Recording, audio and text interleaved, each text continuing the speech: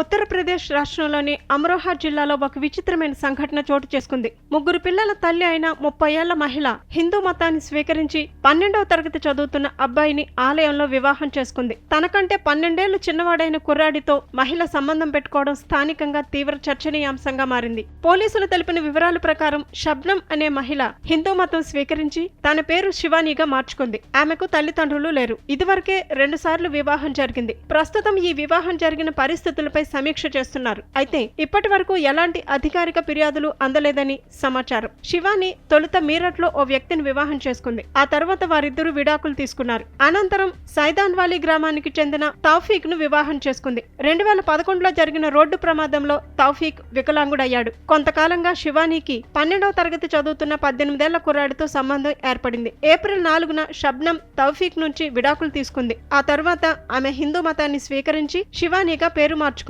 అని తెలిపారు. కాగా 12వ తరగతి చదువుతున్న విద్యార్థి తండ్రి విలేకరులతో మాట్లాడుతూ తన కుమారుడి నిర్ణయాన్ని తాను సమర్థిస్తున్నానని తెలిపారు. వారిద్దరూ సంతోషంగా ఉంటే తమకు ఎలాంటి అభ్యంతరం లేదని, వారిద్దరూ సుఖంగా జీవించాలని కోరుకుంటున్నామని ఆయన అన్నారు. ఇదిలా ఉంటే ఉత్తరప్రదేశ్ లో మత మార్పిడి నిరోధక చట్టం అమల్లో ఉంది. ఈ చట్టం ప్రకారం బలవంతంగా లేదా మోసపూరితంగా మత మార్పిడి చేయటం నేరం. దీనిపై అధికారులు ఎలా స్పందిస్తారనేది ఆసక్తికరంగా మారింది.